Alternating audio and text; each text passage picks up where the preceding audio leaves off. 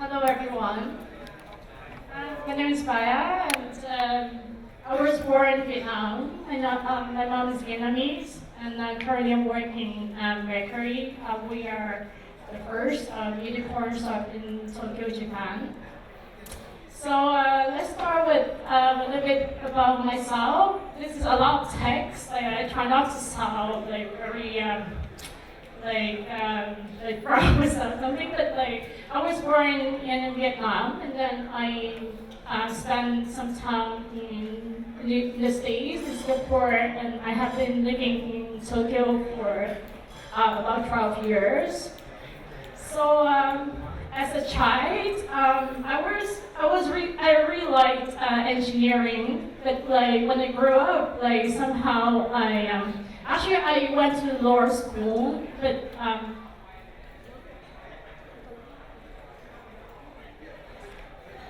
went to law school, but then somehow I just took a year off from university. I went to Singapore, and I did some design internship, and I decided to be a designer, like that time, and. I have been working in the IT industry for about 8 years. Sometimes I divided my time between Tokyo and San Francisco for a little bit.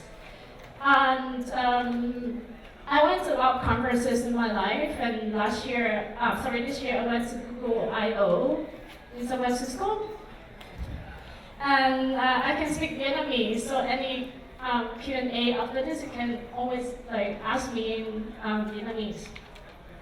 So my background is a little bit, not really normal. So I like both engineering and design. So sometimes I used to think that I was juggling personalities for a little bit, and but right now, I really enjoy a life that reconcile business, creativity, and those are fresh air. I like photography. This is some of my film photography. I like cameras a lot. So in Japan, I started my career working for some e-commerce businesses in Japan. I worked for Amazon Japan a little bit. I was working on their Amazon one-click payment system. And I also make e-commerce system for some fashion brands in Japan, such as Raven and Diesel. Like of course, if you go to their website, we're still currently using the system and the design that I made. So this is the Mercury is my current company right now, and here's the view from the office. You can see Tokyo Tower.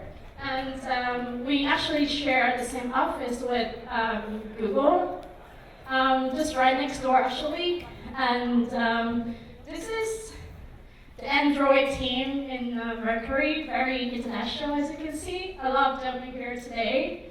So feel free to come to our booth after. And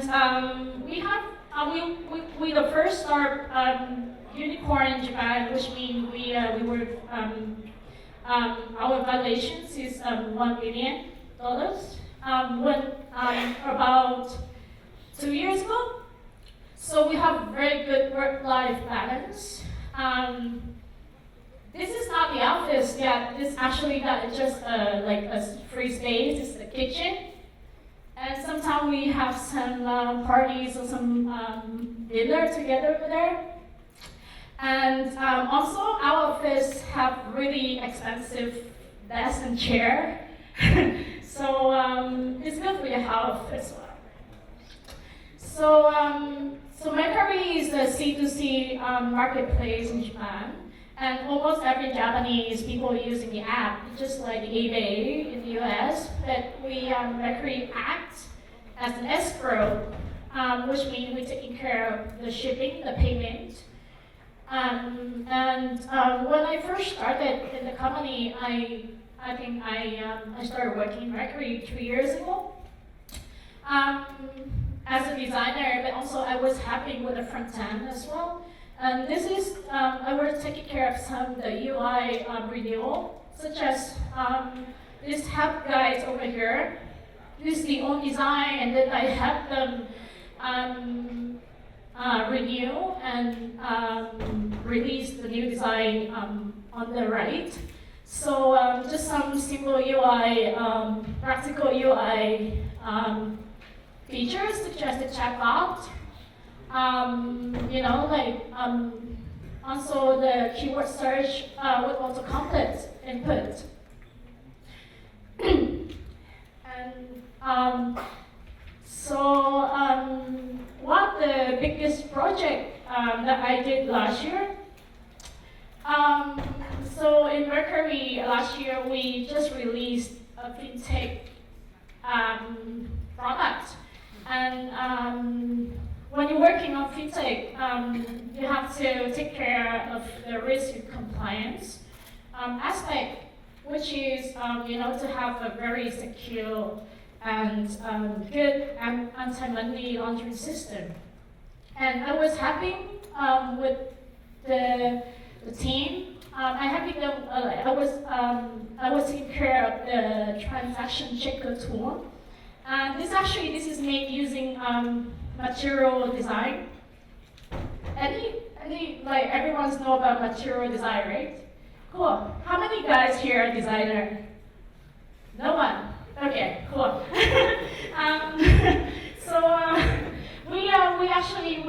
We were using material design for React library.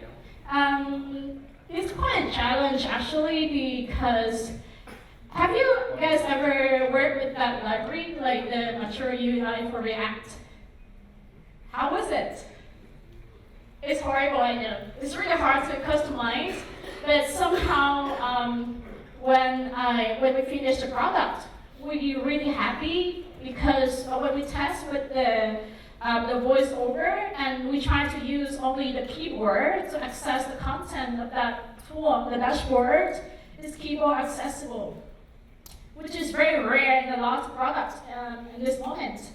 And because this tool I made not for the engineers to use, I was making this tool for the customer support, the non-techie people to use in the company. So because I was using material design, the library, I try not to build a design system. I'm going to talk about this design system right after this, but so I was making some simple style guide for the engineers and also the product manager to use and to documentate everything while we was working on the app, while we were working on the dashboard. As you can see, very simple color system, theme elevation, no fonts, no typography here. Sorry. Some main UI components library, also the snack bar, the toast message over there. So a lot of people think this is a design system. So everyone knows about this system? Okay. So let's talk about the design system. So a lot of people think about design system as something like a style guide, a CSS style guide that we used to, it's like Bootstrap, like from Twitter years ago.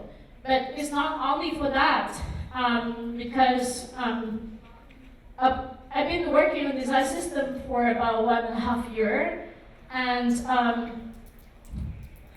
I like to tell people that you make a design system for the people to use, not for you to use. That means when you work on a design system, why it is important for your product, because it's like a single source of truth that binds everything together. Like when you try to update some UI feature in the app or your product, what do you rely on? Like maybe some documentation, but the design system help you to keep track of everything and help scale the product as well. And this is not only a style guide, it's not only like the color and the typography system, but it's also has some other features such as how to work together, designer and engineer, how to work together, and what kind of tools we want to use.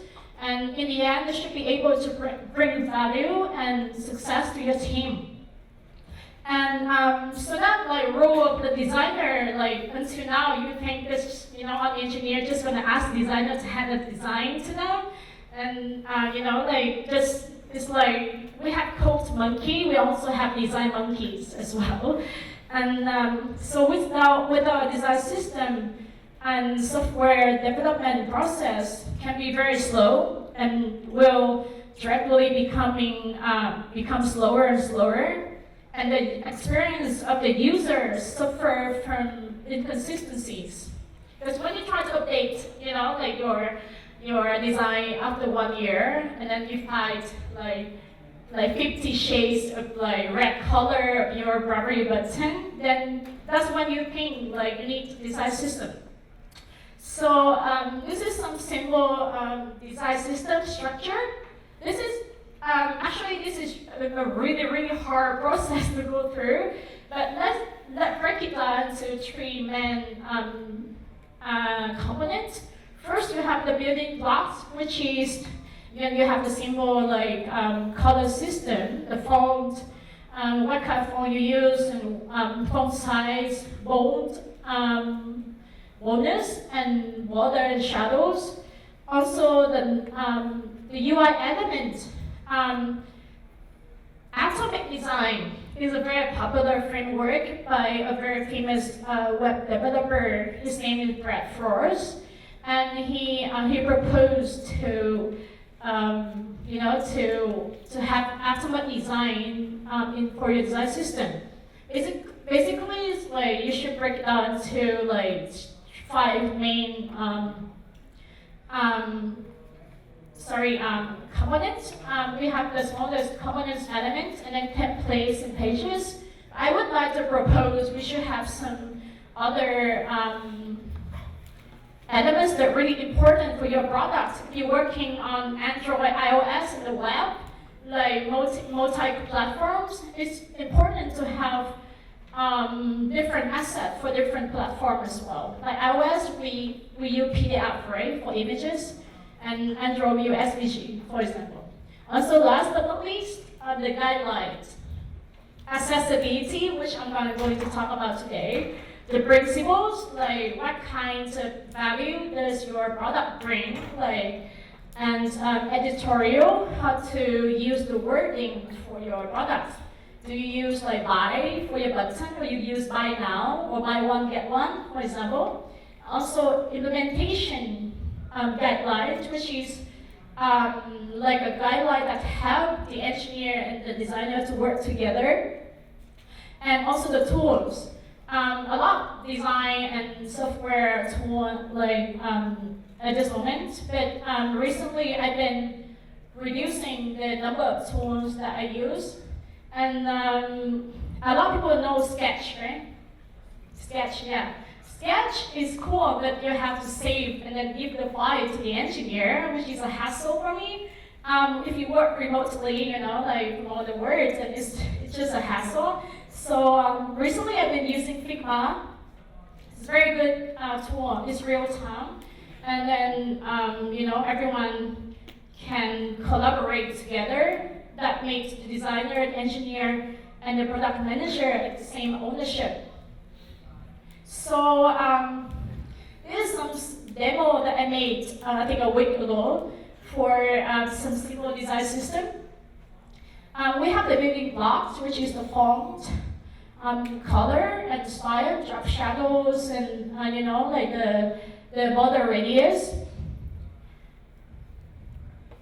Next, we have the UI element. Again, atomic design is a really popular methodology to work on your UI elements library. However, sometimes we don't have to follow the exact same rule that other companies, other people made, because in the end you're working with your people, you're not working with the people from other companies.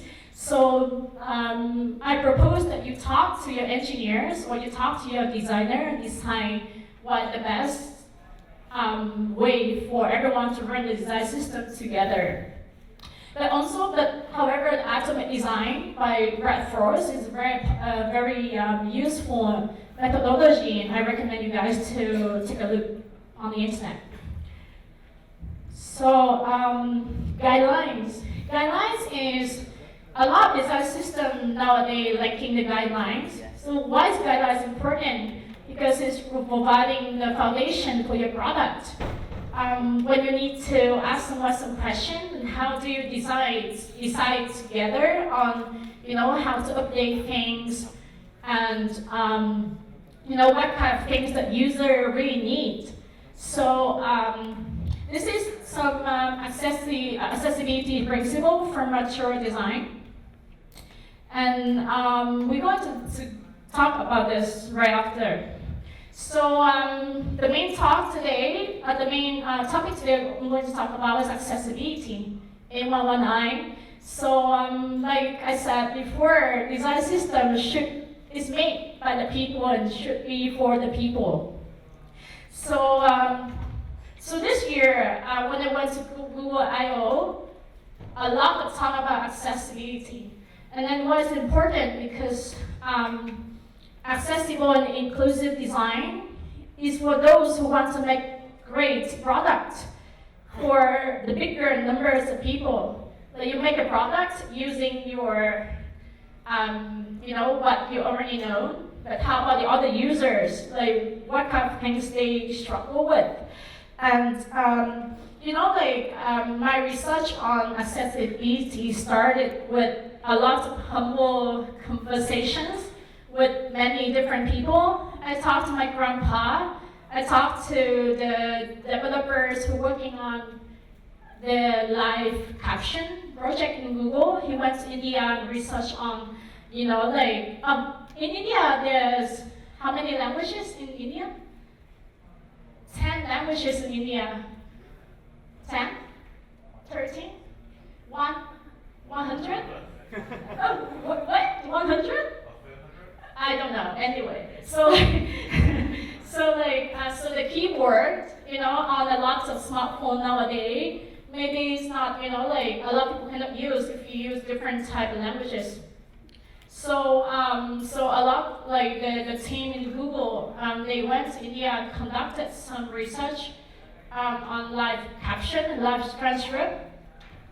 And I had some really good talk with that lead developers in Google about that project, and it gave me a lot of ideas and inspiration for design, for accessibility. And actually last night I had a talk with a very lovely Vietnamese Android developer, and he asked me, a lot of our the products nowadays, why do we have to make good design, good products for people with disabilities, like people who cannot hear, cannot see, or has some difficulty with mobilities? What kind of money, how much money we're going to make, because those people maybe they have really low income or they can afford a smartphone. But actually smartphones getting cheaper and cheaper. Actually Google Pixel is on sale right now. So accessibility is not just a concept, it just has to be the foundation for you to make a good product for everyone. And when you reach a bigger user base, you're gonna make more money in the end. And by working on the things that matter the most, that anyone can use, you're gonna make a better product. So this is some talks about accessibilities in Google I/O this year. And also Apple WWDC as well. I recommend you to go on YouTube and watch. A lot of accessibility talk this year for Android, for Chrome, and design thinking as well. So why? First, I already said to make better choices for your user and help us focus on what really matters. And at some point in life, for example, women, we're going to have kids, or like, you're gonna be a dad at some point, and if you carry a baby in one hand, how do you gonna use the smartphone with only one hand, right? So we are, what? You have the problems, you have that experience, like carry a baby with you and you use a smartphone? One day you experience that problem. So as a designers though, like we often evaluate ideas based on only what we know, and we try to make experiences that solve some problems and work well with human body and improving life. But here's the problem. So if we use our own abilities as a baseline, we make things that are easy for some people to use, but difficult for everyone else. So then currently there's 7.4 billion people in the world. And we need to try to create products that are physically and emotionally appropriate for each of them. So, but it should start with seeing human diversity as a resource for better designs and better products. And actually, I left the country, I left Vietnam 16 years ago, 17 years ago. So when I was, a young teenager, and now like every year, like I came home and I see many great things here in Vietnam, in Saigon. I love the city. My mom was from Saigon. And I see more and more people using the smartphone. Like my grandpa, before he couldn't use anything. Like he's a very traditional old Vietnamese grandpa that doesn't he couldn't use anything, even the Samsung phone that the Motorola, like the what's that? Like before the V2, when I left the country, I was using that phone. So he couldn't even use that. So that's gave me a lot of ideas of how to, but right now he's having an iPhone, and then I have to teach him how to use the iPhone, and it's been a great journey. I'm going to talk about that later. So this is one great talk about accessibility, accessible design. And this is Roy. She's a design specialist in Google, and she's deaf. She cannot hear, and she's talking she gave a great talk about accessibility. I'm not gonna go over this slide a lot, but I recommend you guys to go on YouTube and look for her video. So yeah, and also this year Google live captions Droidcon is going to is it come out? Does it come out yet?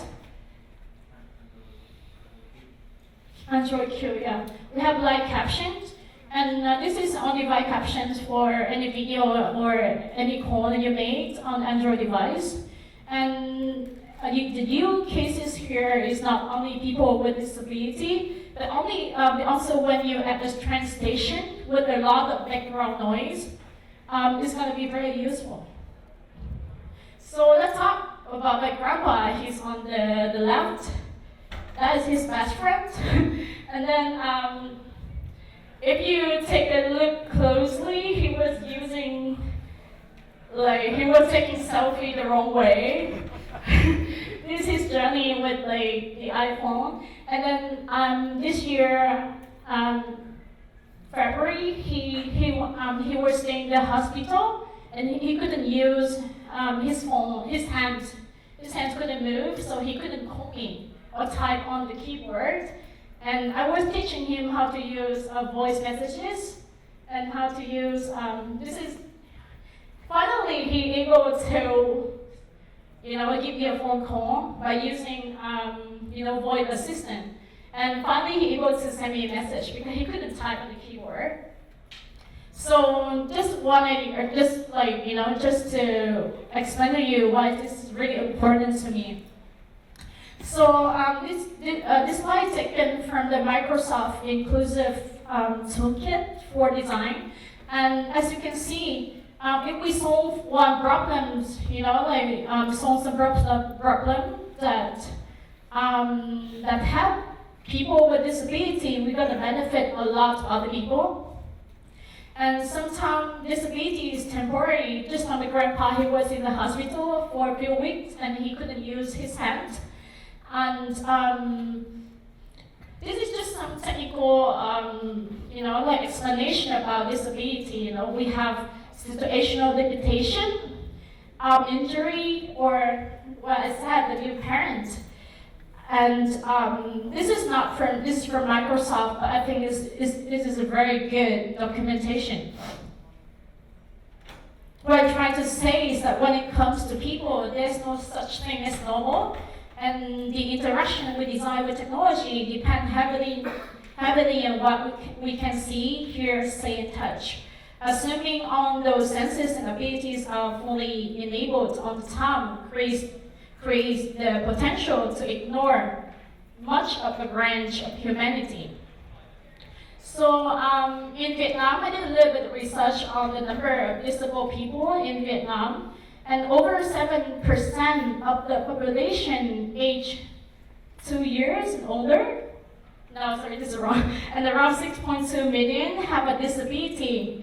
And an additional 13%, nearly 12 million, live in a household with a person with a disability.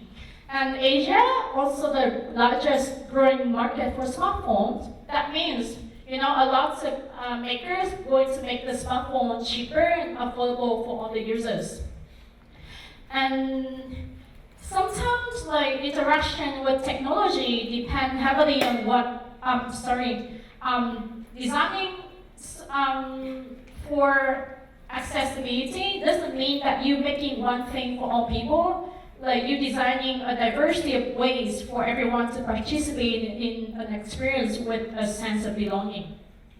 So I would like to introduce these principles for accessibility. POUR. P is for perceivable, O for operable, U for understandable, and R for robust. So this is some practical stuff that, what should we consider when making a product that is accessible for everyone. First, you gotta check the color and contrast. A lot of people having color blindness.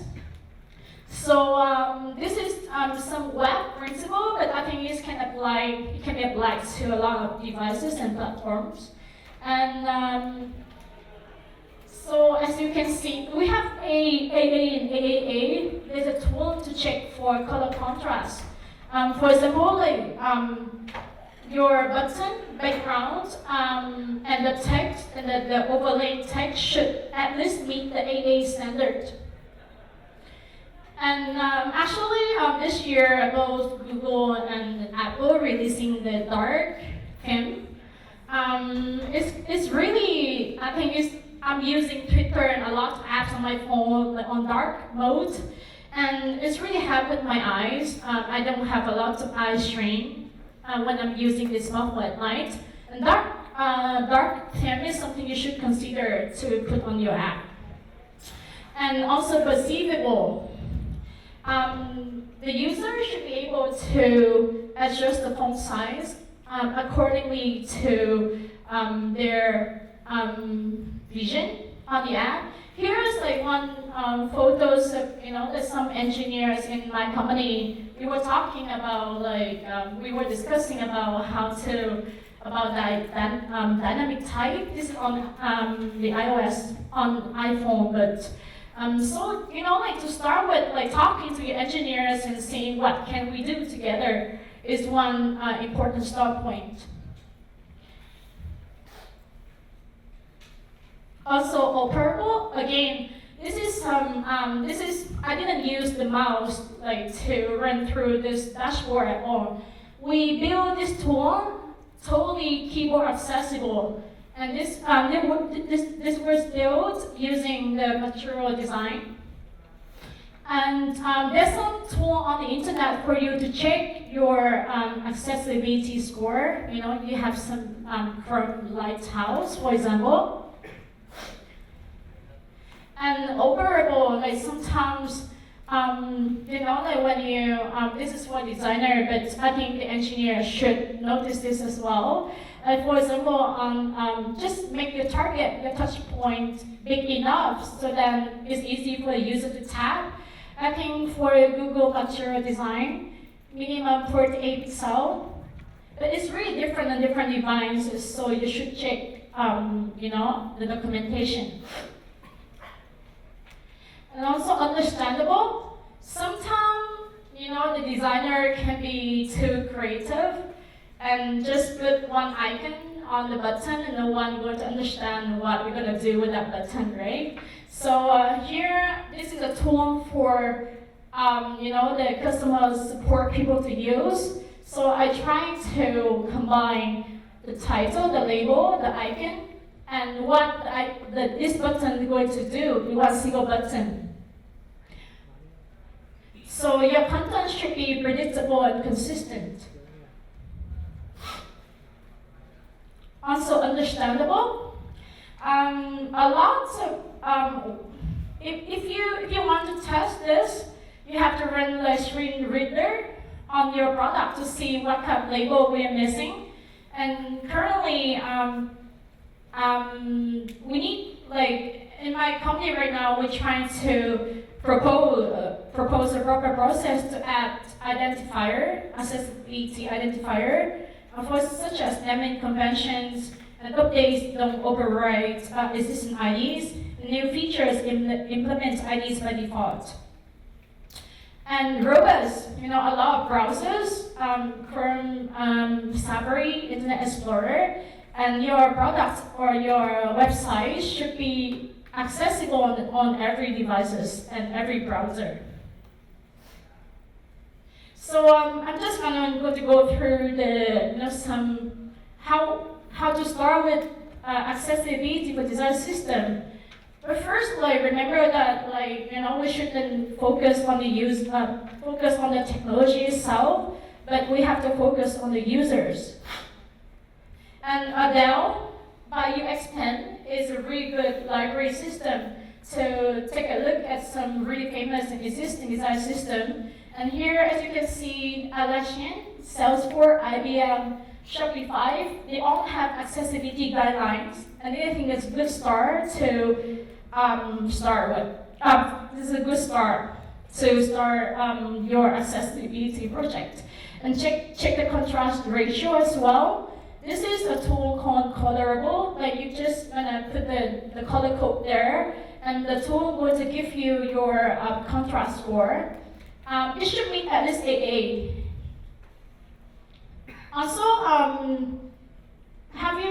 this is I think everyone knows about this tool already. It's a Lighthouse on Chrome, and they have accessibility audit.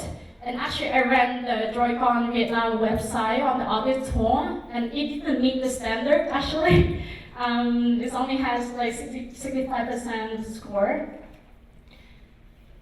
And testing. Testing is very important. Start with your QA engineer. It doesn't affect the UI, it doesn't change the UI. But to add enough labels for your UI component is very important. We have manual testing, or testing with analysis tool like how automatic testing. Espresso on Android is a very good tool actually, and also user testing, getting feedback from the real user. To be sure, adding accessibility IDs for UI elements, making app more testable, speeding up the testing process. So, and then run screen reader on your device to see if there's any missing labels. And on Android, we have the accessibility scanner app that help you identify aspects that can be improved for your app's users. So this is some quick video I want to show. This is about your project Euphonia that from Google that tried to collect voice data from a lot from different people in the world to provide a better AI model for people with speech difficulty.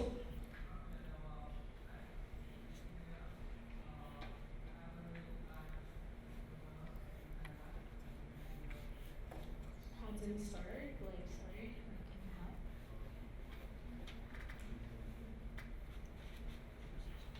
Oh, here we go. Okay, here we go. Who has a very good general speech recognition, but if you do it same as most of people, it will not understand you. No one's ever collected large data sets of people whose speech is hard for others to understand. People who have multiple sclerosis, forgive, who have stroke, who stutter. They're not used in training the speech recognition models. The game is to record things Today, and then have it recognize things that you say that aren't in the training set. show Dimitri recorded 15,000 phrases. It wasn't obvious that this was going to work. He just sat there and he kept recording. we need to make all voice interactive devices be able to understand any person who speaks to them. You can see that it's possible to make a speech recognizer to work for Dimitri. It should be possible to make it work for many people, even people who can't speak because they've lost the ability to speak. The work that Shanxing has done on, voice utterances, from sounds alone, you can communicate. But there might be other ways of communicating. Most people with ALS end up using an on-screen keyboard and having to type each individual letter with their eyes. So yeah, you can take a look at Virgin California, and I think like in a lot of countries in Asia where we have different many languages, for one country is very useful. And I met Dimitri, I think last year, and I was talking to the people in Google Tokyo about these experiments, and they plan to provide a better, they trained their AI model in order to, to make a better accessibility standard for all the products. And this year, of course, Google Android Q going to release the duplex on the web with better voice assistant. Also, Apple, they're releasing their voice control for iOS 13 very soon. So what I'm trying to say is that designing for inclusivity, for accessibility, not only opens up our products and experience to more people with a wider range of abilities, it also reflects how people really are. And all humans are growing, changing, and adapting to the world around them every day. We want our designs to reflect that diversity. And yeah, and it's not hard actually, it's a lot of small words together. You're testing, no missing UI elements label, checking the color contrast. And that's going to be a great start. And it's better to talk to your users as well, because I'm pretty sure in Vietnam, more and more people will have access to the internet, the smartphones, and the Android phones getting so much cheaper. So let's include as many people as possible. Thanks for your attention.